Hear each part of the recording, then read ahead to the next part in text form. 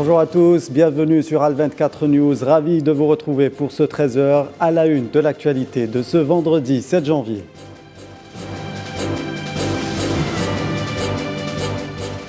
La question sahraoui au cœur des débats au Parlement français. Hier, une session plénière officielle a été tenue à l'invitation du groupe de gauche démocratique et républicain.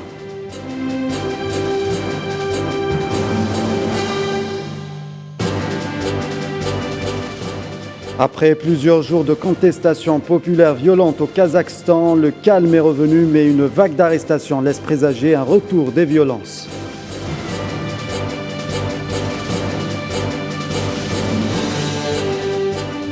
Affaire Djokovic et passe vaccinal en Australie. Le joueur serbe de tennis numéro 1 mondial retenu toujours dans un hôtel à Melbourne en attendant sa deuxième audience prévue lundi prochain.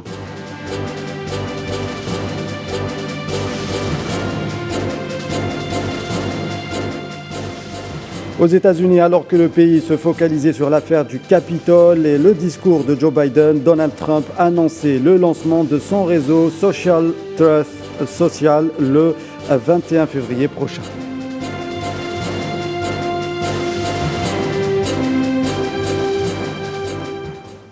La question sahraoui au cœur des débats au Parlement français. Hier, une session plénière officielle a été tenue à laquelle a participé une délégation représentative du Front Polisario dirigée par Abey Bishrei Al-Bashir, membre du secrétariat national chargé de l'Europe et de l'Union européenne.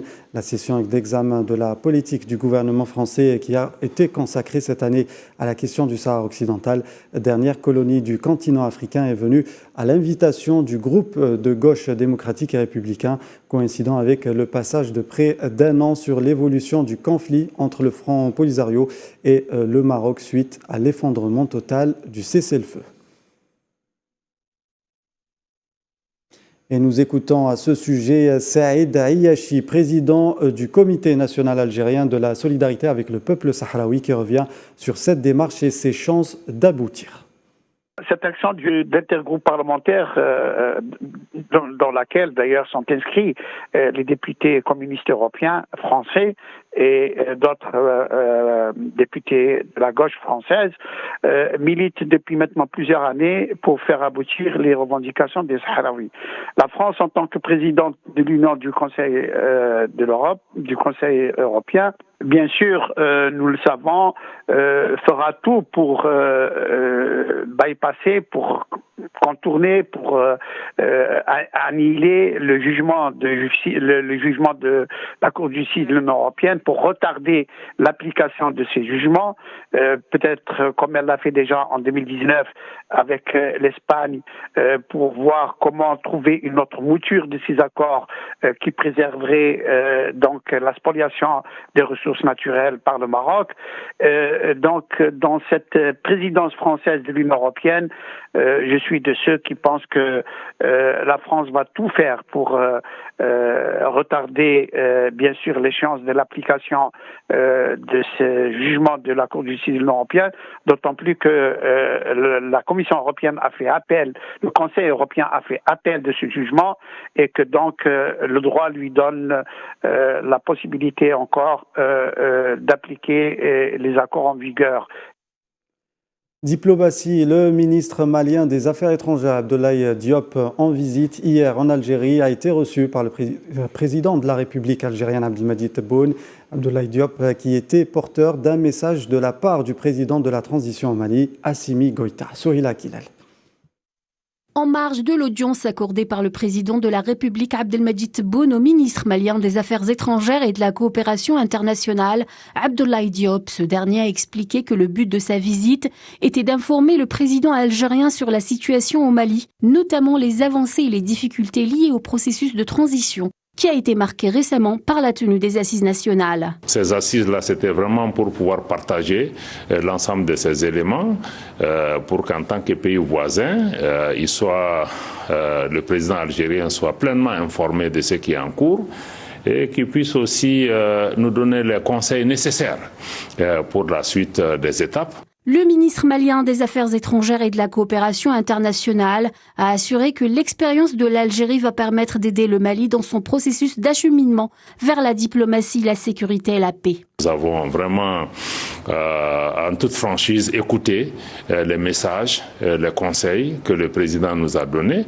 et que nous nous ferons le devoir aussi de transmettre fidèlement à son frère, le président Goïta. Et nous sommes certains que ces éclairages, sa sagesse, fondée aussi sur l'expérience de l'Algérie, sont des éléments qui vont aussi aider le Mali, les Maliens, le président et l'ensemble du gouvernement pour pouvoir ensemble cheminer pour une paix et une stabilité durable. Abdoulaye Diop a par ailleurs salué le rôle essentiel que joue l'Algérie autant que partenaire allié stratégique et les efforts fournis par sa diplomatie pour amener la paix et la stabilité au Mali.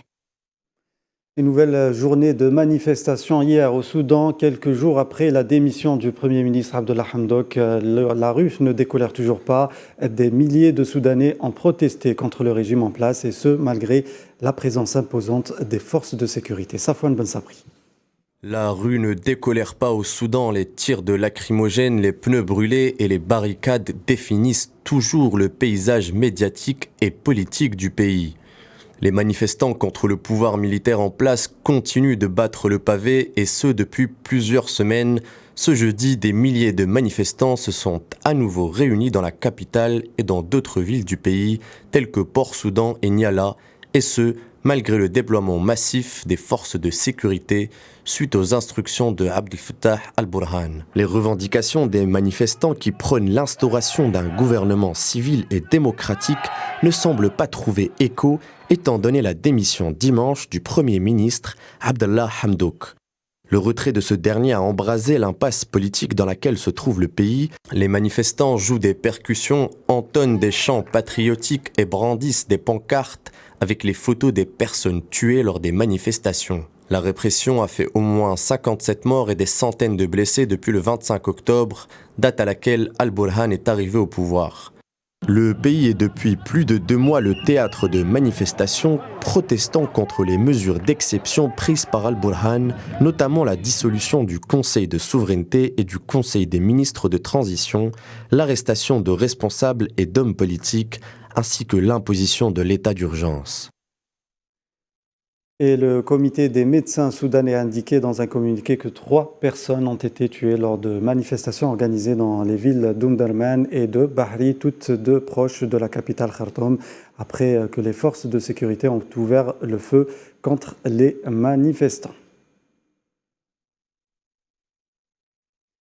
En Tunisie, alors que 19 personnes ayant participé aux élections législatives et présidentielles de 2019, dont Rachid Ghannouchi, Nabil Qarawi, ont été déférés devant la chambre correctionnelle du tribunal de première instance de Tunis pour des crimes électoraux, le président de la Cour des comptes, Nedjib Khtari, a déclaré jeudi à l'agence TAP que les soupçons liés à la publicité politique et la violation du silence électoral constituent des délits dont la sanction est financière et relève de la compétence de l'ordre judiciaire.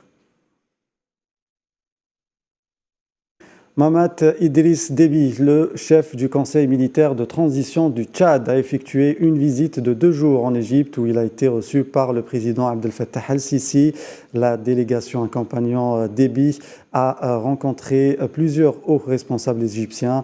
Objectif, renforcer la coopération au niveau politique, économique et militaire. Le président égyptien a notamment indiqué que le Caire soutiendra N'Djamena durant la période de transition vers la démocratie. Et au Bénin, au moins 2 soldats béninois sont décédés jeudi dans l'explosion d'une mine au passage de leur véhicule dans le nord-ouest du Bénin, à Tanguieta, qui se trouve dans le département de l'Atakora, près de la frontière avec le Burkina Faso.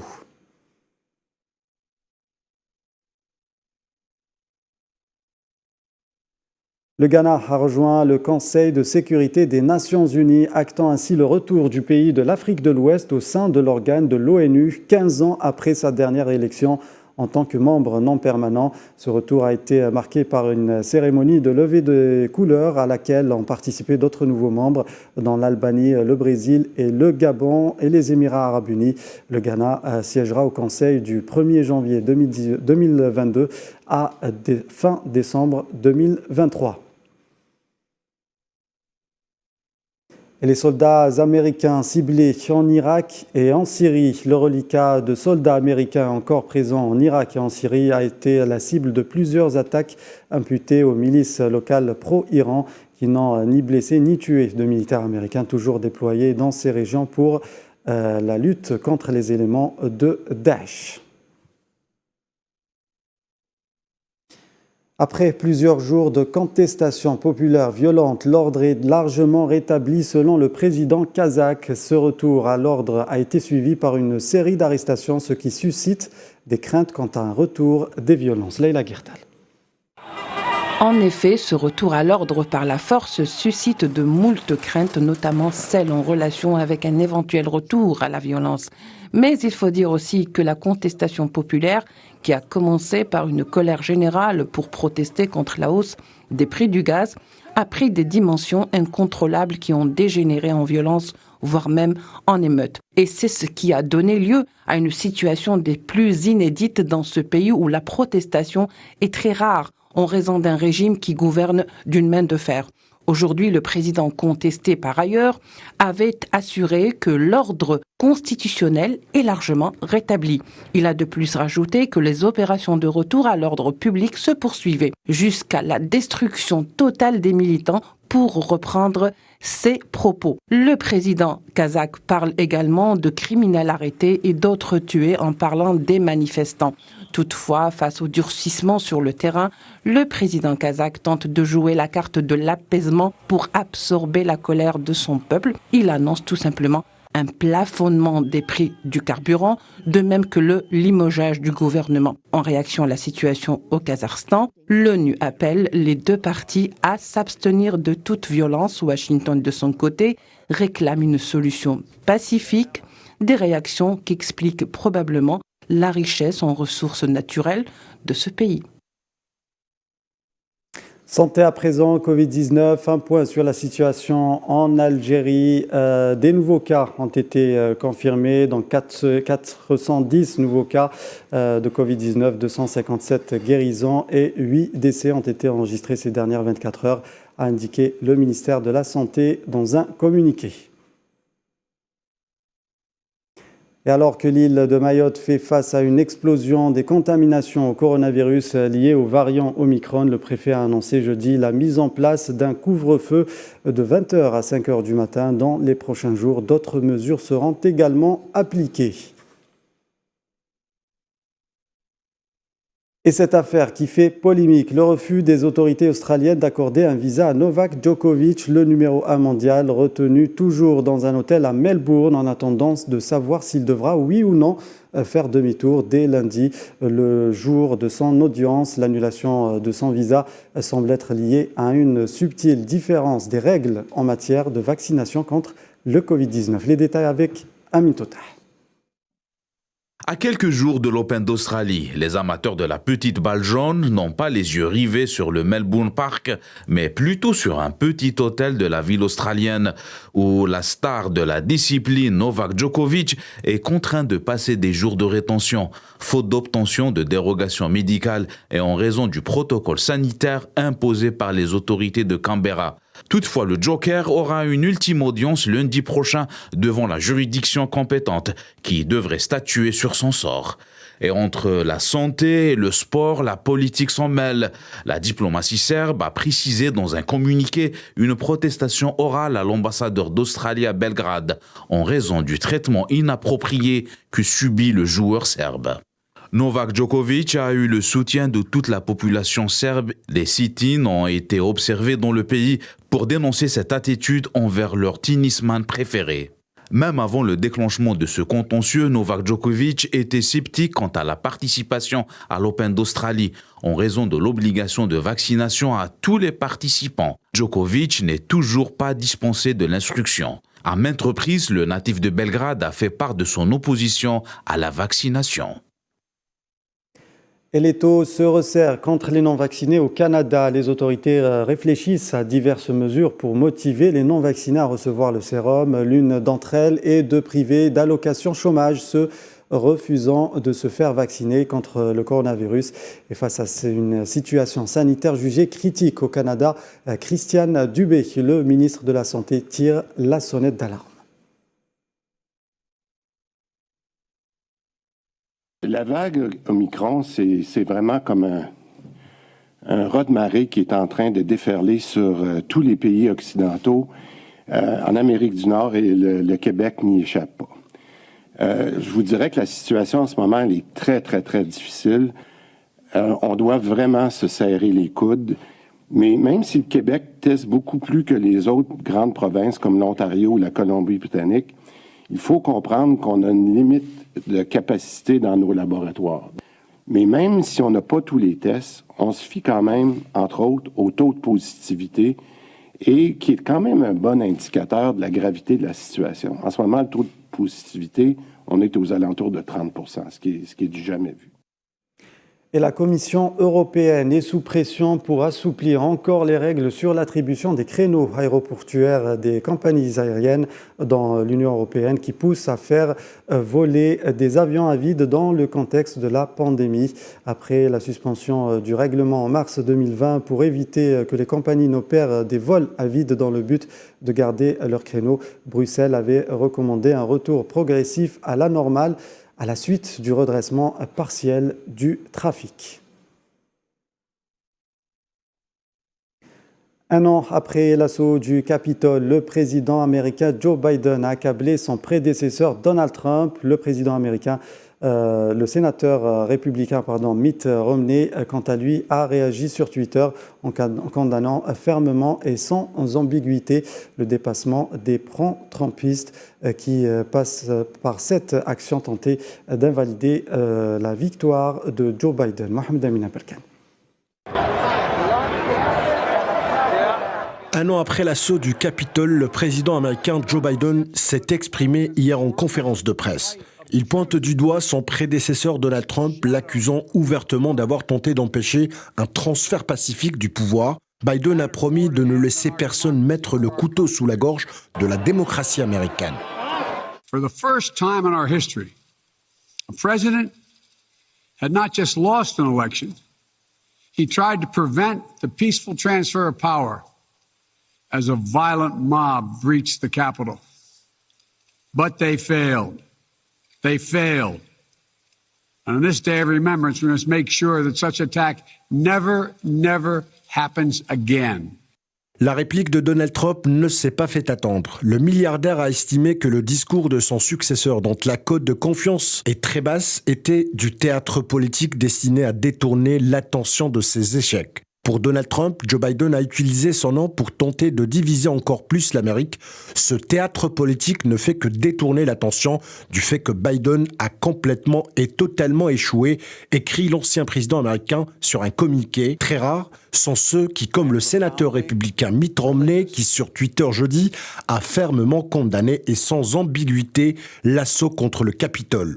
Nous nous mettons en danger en ignorant les leçons du 6 janvier. La démocratie est fragile. Elle ne peut survivre sans des dirigeants intègres et courageux qui se préoccupent davantage de la solidité de notre République que de gagner la prochaine élection, a écrit le républicain opposant déclaré de Donald Trump. Et pendant que le président américain communiquait sur l'affaire du Capitole, le premier concerné, Donald Trump, a annoncé le lancement prochain, le 21 février plus exactement, de son réseau social appelé Truth Social. La future plateforme a été présentée par l'ex-président comme une alternative à Facebook, Twitter et YouTube, dont il est banni pour avoir incité ses partisans à la violence avant l'assaut du Capitole le 6 janvier 2021.